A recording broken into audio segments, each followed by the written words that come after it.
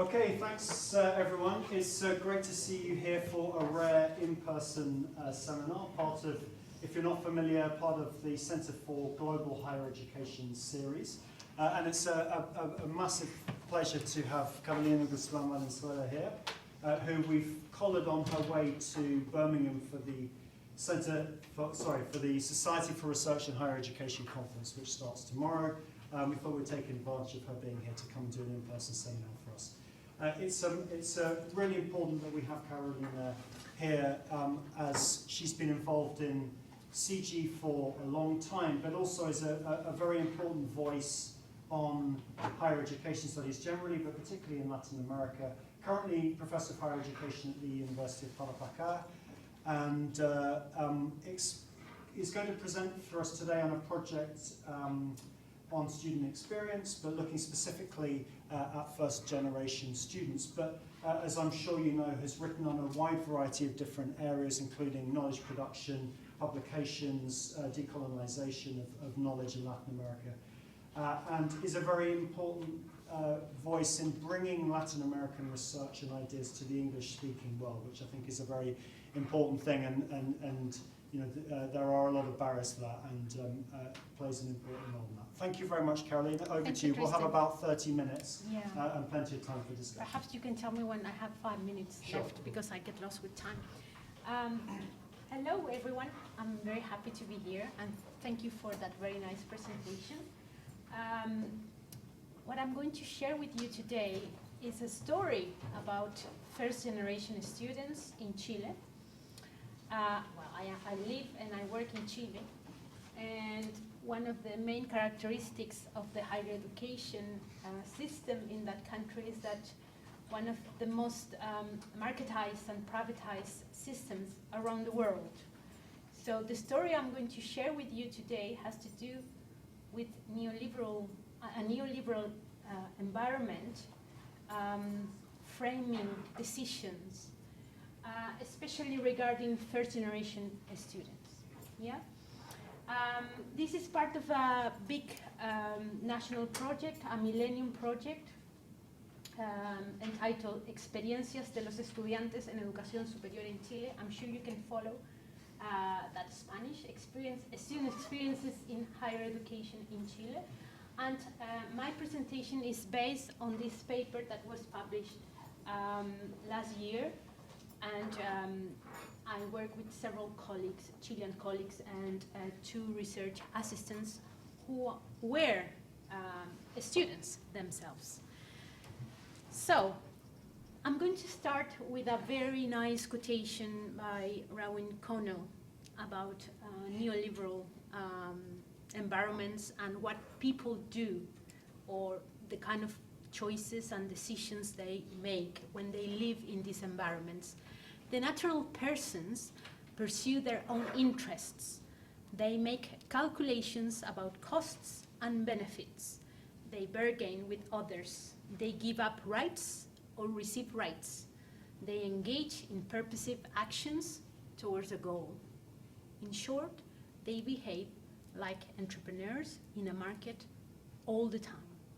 So this quotation is nice because it describes very well the struggles that Chilean students experience, especially when they have to make decisions about their studies. There is a narrative in Chile about going to higher education, about social mobility, so there are many there is a will and a wish and a hope, an expectation about going to higher education.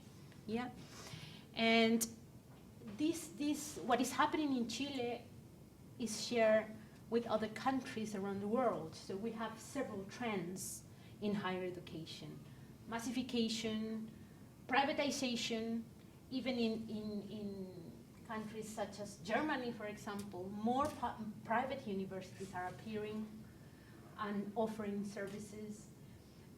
In Latin America, there are some countries such as Chile, but also Peru, Colombia, with very strong private universities.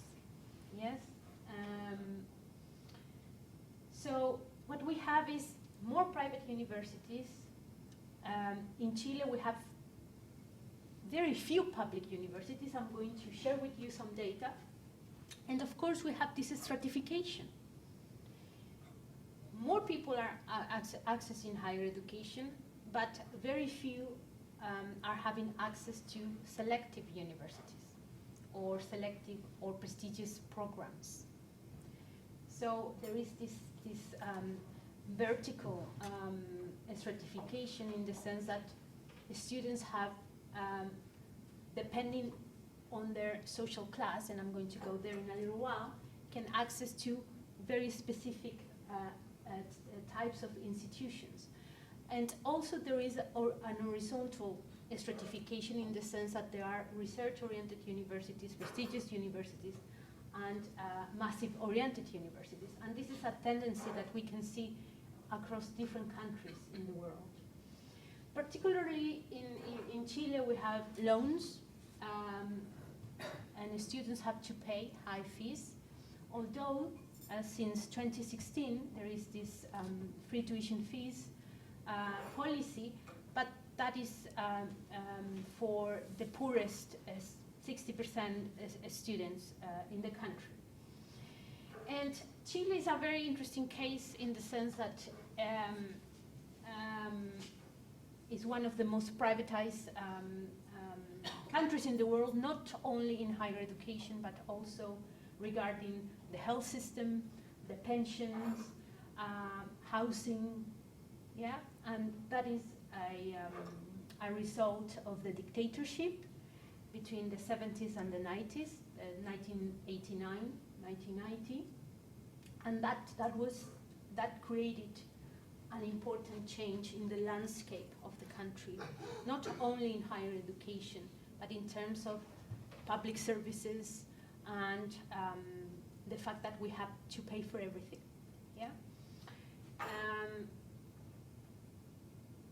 Anyway, we can talk about Chile longer if you want. So there is a lot of information here, but the key ideas are that there are three types of higher education institutions. So the tertiary system in Chile is composed of universities, professional institutes, and technical training centers.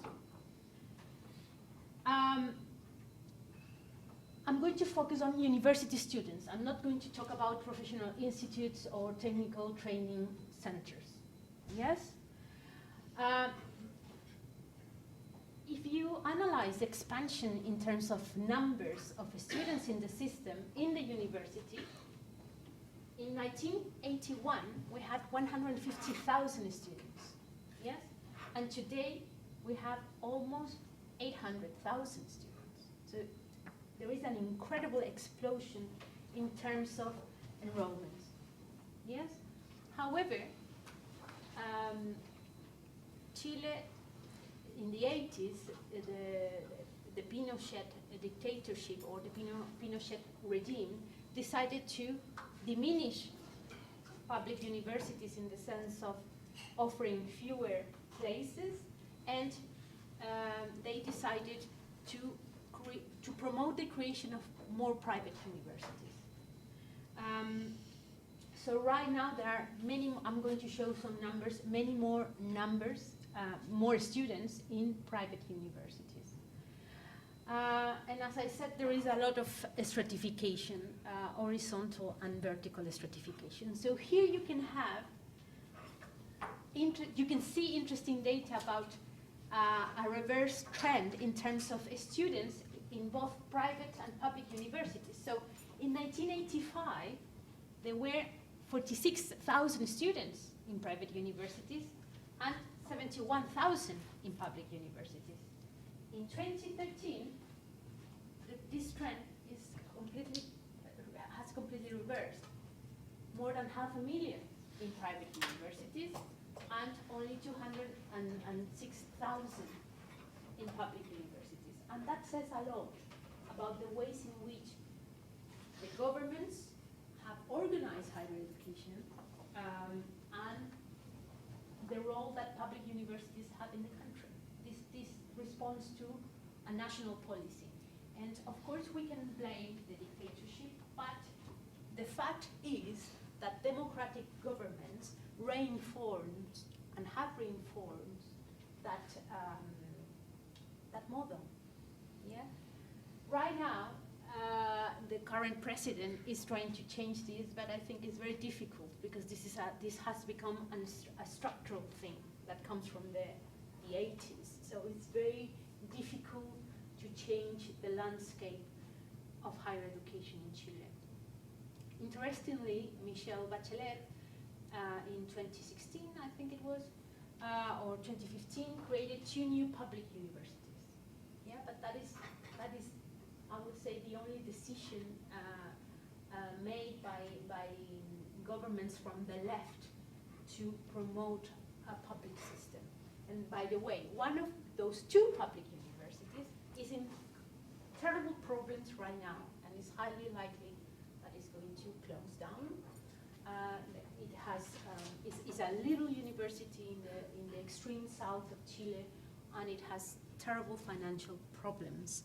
So this is a result of a national policy and an ideology, I would say.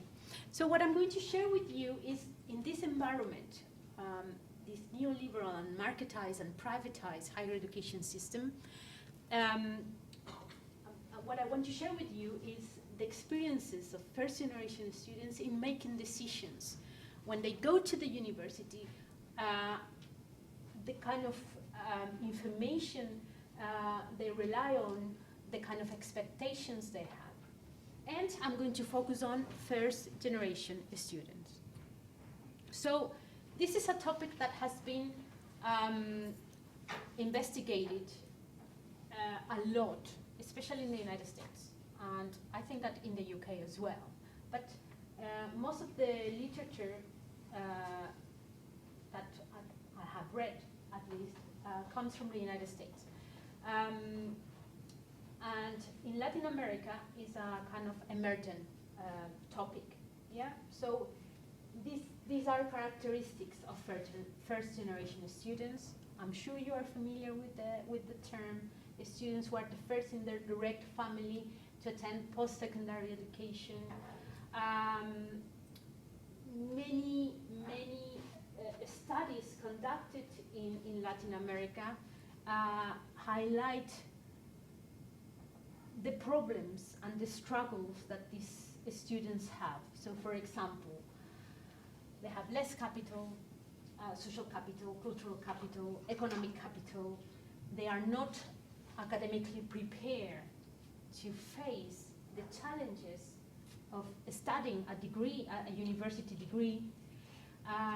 Some studies mention that there are lower levels of family resource support. So these studies highlight a kind of deficit perspective about first generations. They highlight what they don't have. Yeah. Interestingly, there is an author from the United States that tries to do the opposite. She's Josso, her surname, and she tries to highlight what first generation students have and the ways in which they navigate all these challenges. And that is a more positive perspective, I think. Yeah. Anyway, usually first generation students are influenced by the parents, friends, family, but also school and teachers. But if we analyze the literature, most of the stuff is focused on the disadvantage in schooling and the lack, or I don't like the word lack, but they have problems with academic preparation. There is a social class issue, and also there is the economic thing. Yes, paying for a degree. If you live in a country such as Germany, perhaps you don't need to pay, or Argentina, you don't need to pay fees. But in a country where fees are very high, the financial dimension is very important. So we came across a very old paper by Stephen Ball that was written in 2002, and that distinguishes between two types of choosers when they choose to go to higher education: the contingent chooser and the embedded chooser. The contingent chooser usually has very little money. They don't have support, financial support from their parents, but they have emotional support, is what the studies say. They have an expectation about going to the university, but those expectations are generic. I want to go to the university. It's a kind of very broad expectation. The other interesting thing about the contingent chooser is that they make decisions in a very late stage of schooling. So usually when they are finishing school, they say, okay, I'm going to go to the university and I'm going to study law. I'm just giving an example. So this is what Ball et al. Found in a study conducted in the United Kingdom with students who were usually first-generation students, immigrants, and from the lowest backgrounds. And the other interesting characteristic of our feature is the hot knowledge. These kind of students make decisions with information that is not, it's like right there in the moment. It's like, oh, I heard a friend of mine said something about this university or that degree, but it's not very rational.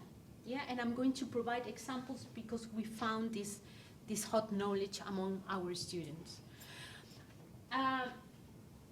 On the other hand, the embedded choosers, according to Ball, come from affluent backgrounds. Yes, middle class families with parents who obtain a degree, and Ball mentions this deep grammar of aspiration, which is an expectation about going to the university, and is a project that is present very early in life. Yeah, so usually these middle class families have these expectations. My children are going to go to the university, and they are going to go to a prestigious university. They are very clear about these academic goals, and usually they know the name of the university, the very specific characteristics of that university and the program, while the contingent choosers have a broad idea about the university. And they use this cold knowledge. They get a lot of information. This is more convenient, this curriculum, they try to get information and triangulate information to make an informed decision. Also, we have, in our study, we decided to use other concepts. I'm not going to elaborate a lot on this, but we had a very interesting intellectual conversations with my colleagues about either following Bourdieu or understanding social capital from a more psychological point of view. And the reviewers noted this. So are you going for Bourdieu or are you using Coleman? And that was very interesting in the sense that we decided to take Coleman's perspective about social capital, which is more focused on what is happening in the family and the role that family plays in shaping these decisions, and also the school. So this is more like social psychology, yeah, and the ways in which your social networks frame or shape your decisions, yes, and the ways in which you internalize expectations. So if my parents think I should go to this university or I should study engineering, for example, and then if I go to school that reproduces those narratives, it's highly likely that those narratives are going to be I don't know how to say it, internalized by the students. And this is related to the idea of significant others, my parents, my aunt, my grandparents, people who I care about have these expectations. So I make them my expectations as a student. And of course, the type of school where students study is very important. I mean, if I go to a school that is academically oriented and whose teachers have high expectations about the students, well, this kind of environment is very important in shaping these decisions. Okay, so let's go to the study. That was more or less the framework. We interview 25 first-generation students. To be honest, we conducted many interviews, and we weren't focused on first-generation students. I think we interviewed like 80 students, and then we found that 25 were first-generation students. So to be honest, in the interview protocol, there weren't questions about being a first-generation student. Yeah. So the data I'm going to share with you emerged from the interviews without a very clear. We weren't trying to find anything specific about first-generation students, and you will see here that there are three. We try to organize the students according to three types of universities: public, selective, and research-oriented. Yes, we have few, like 3 or 4 in Chile. No, public we have, I would say, 2 public, strong, research-oriented universities. Then students in private, selective, research-oriented universities, that we have very few as well, and then more students in private, non-selective, teaching-intensive universities. And as you can see, there were students from studying different kind of programs, more traditional programs, and I don't know, for example, there are other ones that were studying communication or education, for example. Yeah. While in the selective research-oriented universities, there were more traditional students studying more traditional programs such as law or engineering.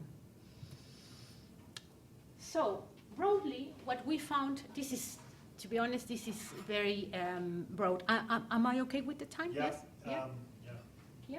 Maybe 10 more minutes. Yeah, okay. So we found financial restrictions, a lot of sacrifice in the families, these expectations, especially mothers, and this is documented in the literature. Mothers playing a very important role in pushing their children in going to the university. And here there is a lovely quotation. My mother always said to me, you just study and finish your studies, and we will do the rest. We will pay for the food and transportation. My mother oversees everything at home. I do not have to worry about anything. We found that some mothers got 2 jobs to support students. Many of them were studying with scholarships, free tuition fees, but in spite of that, they needed money for food, transportation, books, and so on. But then, when we analyzed the interviews, we found 2 types of students. And we divided these students as having a general aspiration and an ambitious aspiration. So, as I mentioned earlier, the general aspiration is very close to this idea proposed by Stephen Ball et al. About having this broad idea of going to the university. Yes, I want to go to the university. That is a kind of dream. Usually students make these decisions with a generalist aspiration. very late in time, I'm going to show a quotation, and they are supported by their families. And then we have first generation students that behave very similar to embedded choosers. I don't know whether you remember, but embedded choosers usually come from wealthy families. Yes, and they have very clear goals about where they want to go, what they want to study, and they make decisions very early in life. Well, we found these first generation students from poor backgrounds having a very clear idea about the studies and the project, the academic project that they wanted to pursue. So here you have some quotations, the idea of having a goal orientation. And you will see that many of these students didn't have a lot of information, and they make a decision very late. I cannot read all of them, but so for example, the second one, I did not know very much about universities. The only thing I knew was that, and he mentioned a public, very well-known university, was good. So at the school there was a small exhibition about programs, and I saw veterinary, and that was my only option. So you can see that a student didn't try to get more information. Oh, he was in this exhibition, veterinary, okay, I will go for that one. This quotation says a lot. I hadn't organized anything. My mother registered me to do the national test, and I was in the swimming pool. Remember that is December, very hot, summertime in Santiago. I was in the swimming pool when I heard that I had to do the test the following day. So this student didn't prepare anything. Yeah? So, and then you have this other type of student with this very ambitious aspiration. I thought about studying to become an actor. However, afterwards, I thought that they do not get good salaries. I got a lot of information. I did my research going to exhibitions in a public university. I also went to an exhibition in the selected private university. And then I compared the programs in these two universities on the internet. I also enrolled in courses offered by these other universities when I was at school, summer schools, and these courses helped me a lot in reassuring me that I was able to study engineering. So here you have a very good quotation about co-knowledge. Yes, getting information from different sources, comparing those sources and making a decision. I'm going to stop reading. I love the quotations. I think that they speak by themselves. And the third one is, my mother always wanted me to study at a very specific school because we were not going to have money to pay for the university fee. So the idea was to study there because this was a kind of guarantee that I was going to receive a good education, and after that I was going to be able to study in a good university. So you can see that the strategic decision of going to a secondary school at an early stage was pivotal, was very important. Yes? Anyway, a few ideas to discuss, and then of course we can continue the discussion. What we found is that first generation students from poor backgrounds behaved a bit as embedded choosers. We don't know why. I mean, we have some ideas why this happened, but these people have this deep grammar of aspiration, a very clear expectation of what they want to do, when, how. Our hypothesis, let's put it in that way, is that because these are first generation students with a deep grammar of aspirations, the ones with ambitious aspirations, they have parents who don't have the experience of going to the university, so they cannot provide that to their children. They can't. They have a vague idea about universities, about prestigious universities. So what they do is that they the parents make the strategic decision of sending their children to a school which is going to be able to provide what they cannot provide. Those academically oriented schools, in the end, create an environment and an expectation about these students. You have to go to the university. I remember students saying the decision was between law and engineering. The decision was between the Catholic University and the University of Chile. There were more possibilities. 5 minutes, okay. So, what we are saying in this study is that because parents have a big idea, very clear, but relatively, they cannot provide this very specific information to their children, but they have high expectations. So they decide at a very early stage to send their children to this very academically it's like grammar schools here in the UK. Yeah? And so there is an interaction between high expectations from families, parents, and a very strong academically oriented school. That combination produces what we call strategic choosers. First generation students with very ambitious expectations.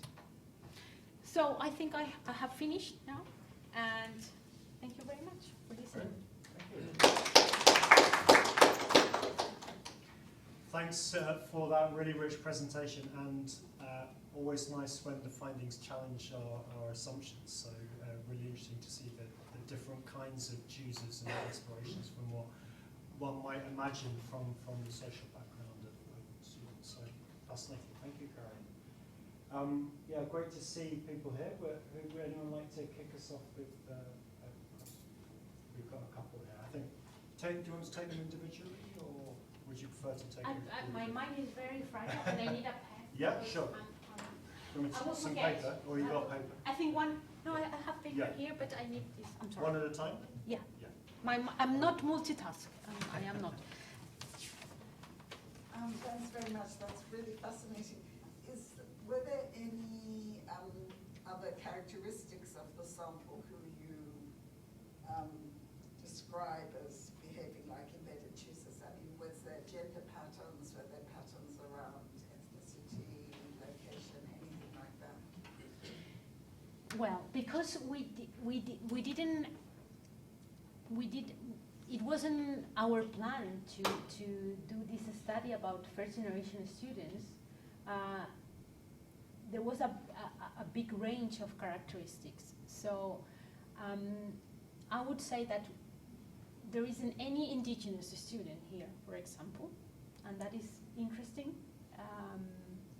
We can discuss why this happened, but we didn't have any kind of indigenous student here.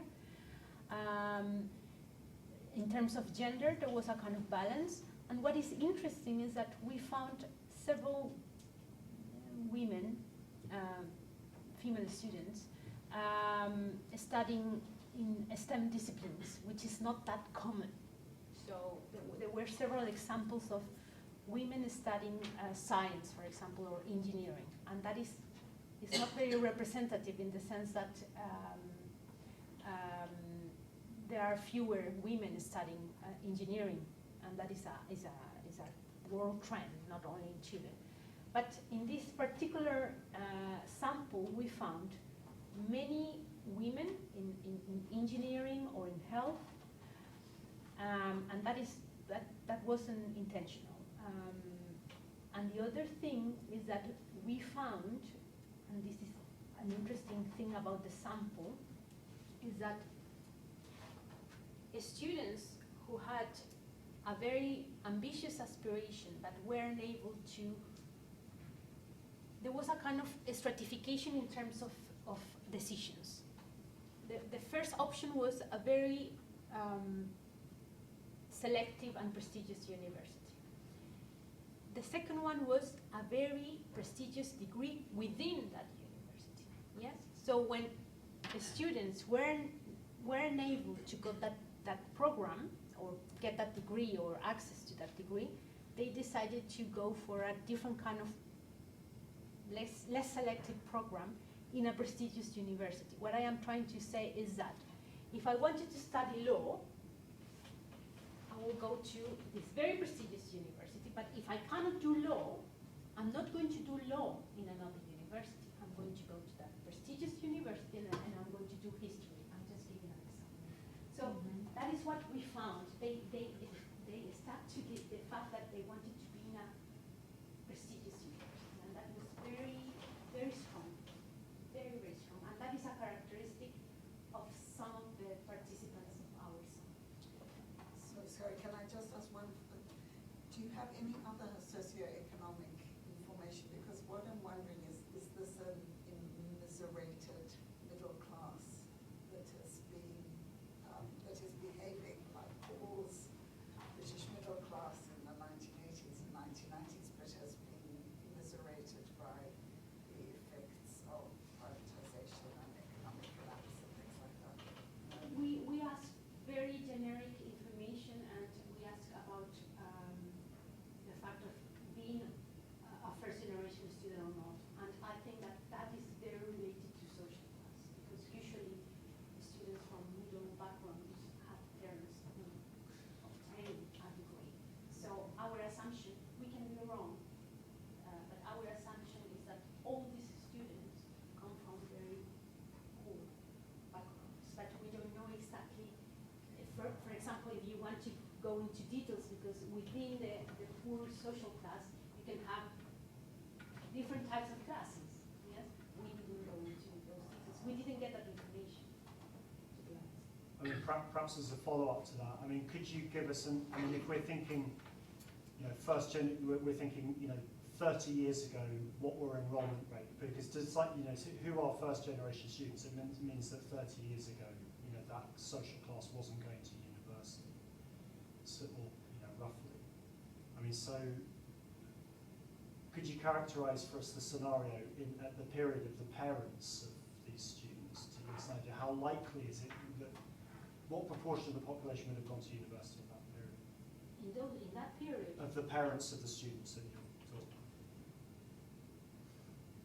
Well, I don't know exactly the numbers, but it is evident that right now, I would say that, I don't know, 50% of people go to university. Doesn't matter which university, Sure. but they go to the university, or they go to a technical, an institute, or they do higher education. But it is true that in those days, there were fewer opportunities to go to higher education. So, I mean, with the expansion that you showed, I mean, it might have been 5%. I don't know. I really So- don't know. No, I don't think it's that low. More than that. A bit more, perhaps. It depends on the year. I would say that since the 80s, there was this explosion of private universities in Chile. So these students, when we interviewed them, were in their 20s.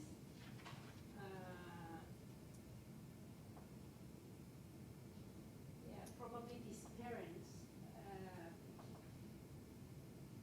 are from the 80s, from the 80s, and perhaps they didn't have the chance to. Yeah, there were many possibilities. There were I don't know. I think before 1981 there were 8 universities in Chile. So. Yeah, so I think, I mean, just linking with Elaine's point, it is a larger, the people who could be first-generation students is a much larger pool than it would be in the US or UK, given those historical things, which might influence some of things. Lee. Okay, thank you. I was really struck by the students' commentary on how they informed their choices, where they got their information from, what informed them. And so I was just wondering if you could drawing on your data, speak to what the sort of the technologies are that mediate between the choosers, their choices, and the universities themselves. Like, is there did your data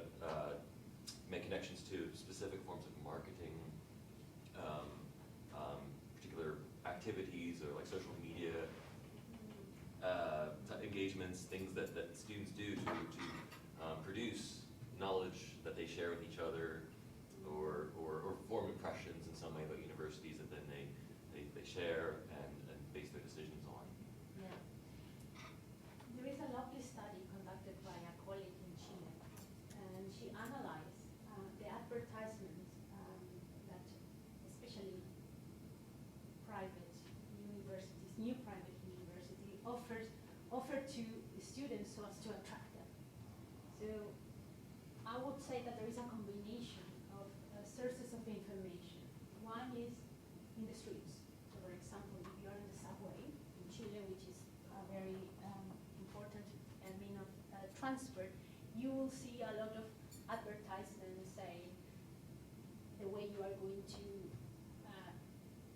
have a better life, and with incredible images of getting a degree and being a businessman or whatever. So you have that. But it is true that right now students have access to other kind of social media. And I remember one mentioned Facebook. Facebook is a kind of the dinosaur right now. But I would say that what they mentioned was quite traditional. They mentioned exhibitions in the schools, for example, when universities go to schools and they send staff to show the programs they offer. Summer schools, very, very important. And some schools are very keen on having relationships with some universities. So students have the opportunity to go in summertime to do some academic preparation. And actually there are some agreements between some universities, especially selective universities, and some very poor schools. So those students are able to have a taste of what it is like being part of that university. Some of them mention promotions like 2 for 1. It's like going to the McDonald's, yeah, and that is very usual for private, for-profit. For-profit universities don't exist in Chile. They are prohibited. However, some of them have very interesting practices to make a business. Yes, so they make a lot of offers. So it's like we have 2 students and you pay one fee. These kind of things. So I would say that those are quite traditional mechanisms or sources. I don't remember that they mention a lot Instagram or reading in this. I remember one. She was amazing. She's a woman. She analyzed international rankings.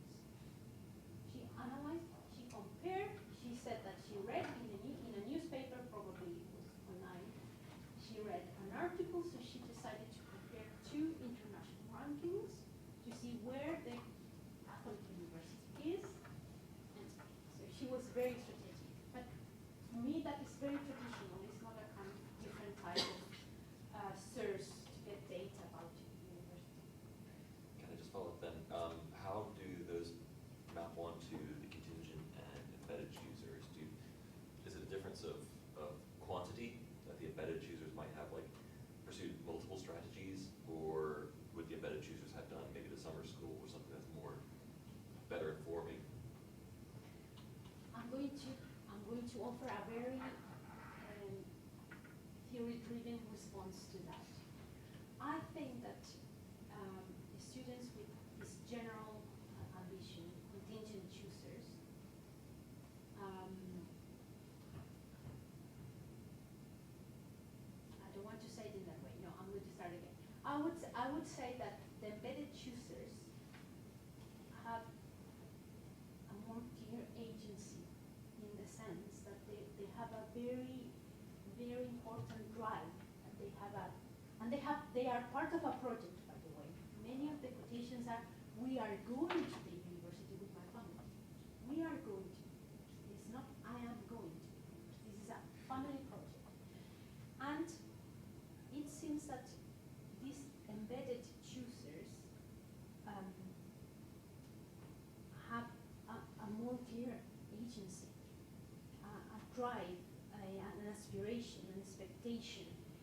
so they maximize all the possibilities, while the contingent choosers, I think that they are more framed by structural social class issues. I would use a more Bourdieuian perspective in that way. They don't have a lot of agency. They just make the decision that they can. They try to go for the best, but they don't plan very much. So I would say that in that group, the structural forces are stronger, while in the embedded choosers, you can see a very clear agency. Actually, when we were analyzing the data, we were tempted to use Archer, and the idea of being reflective, you know, and making choices in a very reflective manner, and having these reflective dialogues in making decisions and exercising your agency. But we didn't see that in the contingent choosers. Perhaps this is a kind of black-white response. Of course, the reality has more nuances, but we see these groups these two groups in a very clear way. Of course, within the groups there are different characteristics, but it's amazing how these strategic choosers have this very strong drive, and we don't know where it comes from. We really don't know, Yeah. because it's not a social class thing. Thank you. When I did my PhD, I did a comparative study between Brazil and Chile, and then I studied about women in agrarian reform. And what I came across was, when I did the interviews in Chile, was that like those who are like third or the second generation also who were benefited from agrarian reform, they were struggling to go even to secondary school and sometimes to go to the universities. And I don't know if you were able to include also or to have some analysis in terms of higher education in the countryside and in the cities, or? No, all these students were studying in Santiago, so we didn't have the students.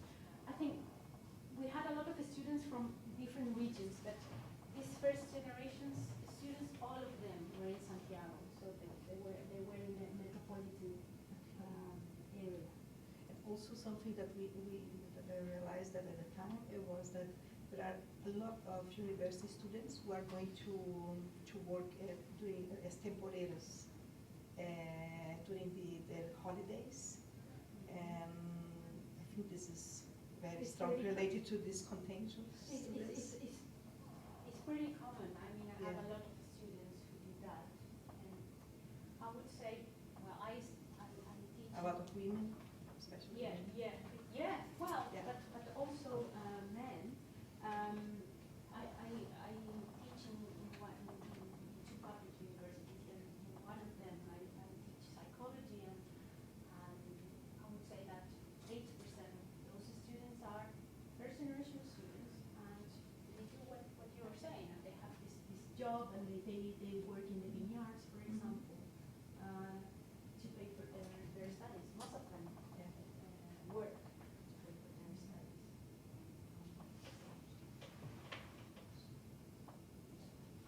Thank you, Carolina. Really, really interesting. I just have like maybe two questions. I mean, comments and questions. So you talk about the secondary schools and refer to them as grammar school. So are they public or private? Do we have to pay for it? I mean, that's my first one. The other thing is about selective, non-selective. And I was wondering, apart from the money, how selection, admission, is there interviews or this kind of question? And my last one is like thinking about maybe outcomes from that, and unexpected outcomes, or whatever happened to the students, to both groups actually in the long term, in terms of, I don't know, dropouts, or whether they succeed, whether they have a certain kind of strategy in the labor market. have some expectations too high or not enough, or people reveal themselves, or this kind of thing. I'm going to start with the simple ones. Well, not that simple, but we have a public, semi-private, and private system, schooling system. Yeah, the public system is very poor, very poor. However, there are a few schools that are very good in academic terms, so they are free. Yeah, it's the opposite here because Eton is a public school, but it's not public. It's called public, but it's not public. Anyway, but the public schools in Chile are public in the sense that they are free. But in general, I would say that most of them are very poor. Yeah, but you have what we call emblematic schools. So, for example, the Instituto, I forgot the name. El Instituto Nacional. That institute right now is in a lot of trouble, but it has a very long tradition of producing a lot of lawyers and engineers, and usually they go to the most, students go to the most prestigious universities, and they are selective in the sense that you need to be a very good student to study there.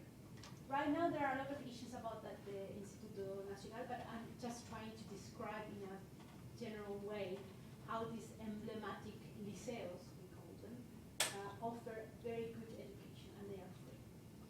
Then we have the semi-private system, in which either you don't pay anything or you pay a bit, and you get, there are different types of schools. Some of them are very good, and some of them are not.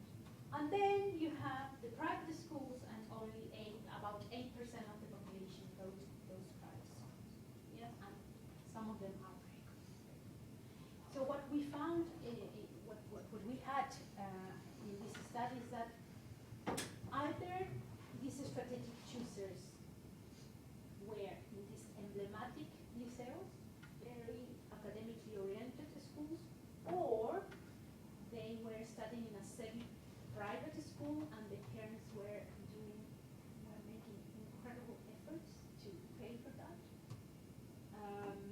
So basically, they were none of them were in a private school.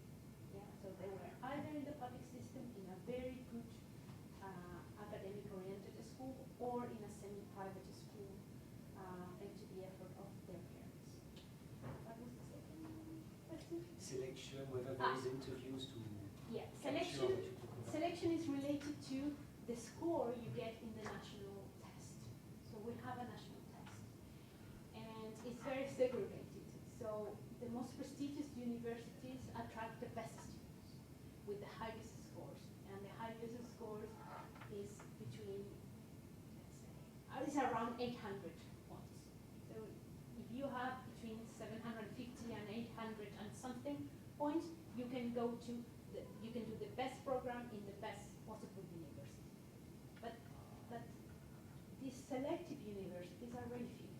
Yeah, and usually they are research oriented, and usually they are part of international rankings. So for example, the Catholic University, the Universidad de Chile, Universidad de Concepción, Universidad Santa Maria, those universities are prestigious. They are very selective in the sense that the students get very high scores in the national test, and they are research oriented. And they are part of the rankings, and they want to make clear that they are prestigious. Okay? And I would say that those universities are quite prestigious within Latin America as well. So for example, the Universidad Santa Maria attracts engineering students from different parts of Latin America. So they are prestigious. So they are selective in the sense of scores obtained in this national test, but also in the sense that in order to get this score, you usually go to a nice school, and it's either semi-private or private. So it's selective in terms of social class as well. Of course, you have exceptions. Poor students being able to access these universities, and for example, the University of Chile, which is a public university, has a very strong policy in trying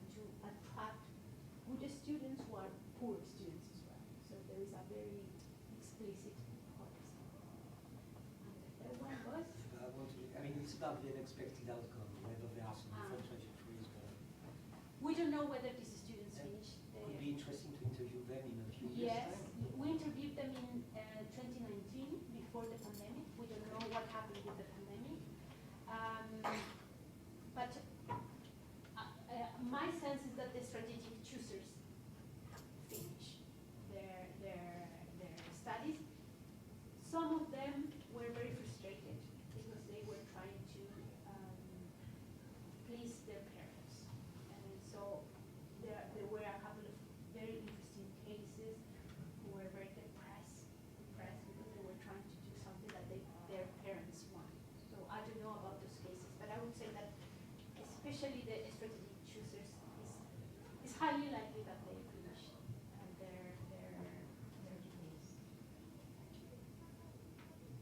Sure, I just have a question. Thank you so much, Carolina. That was really interesting. And I was just wondering if you think, kind of like what Vincent said, if there's room for doing another study in the future that focuses specifically on these first generation students, and if so, if there's any piece of information that you really wish you had been able to ask had you known you were going to write this paper to those students specifically. If we had to start again, we will definitely involve indigenous people. There are some issue about data protection, and it's not easy to get that information. You can ask that information in the interview, but if you want to try to find very specific type of students, we will. I don't know exactly how we could do it, but we have in mind to do a study because we want to interview indigenous students. We have a lot of indigenous students. They are a bit hidden away in Chile. But I think that topic is becoming more and more important. But it's difficult to access because it would be like labeling them. It's like, it's difficult to access this kind of students. And also we want to include gender issues. So, for example, there were questions about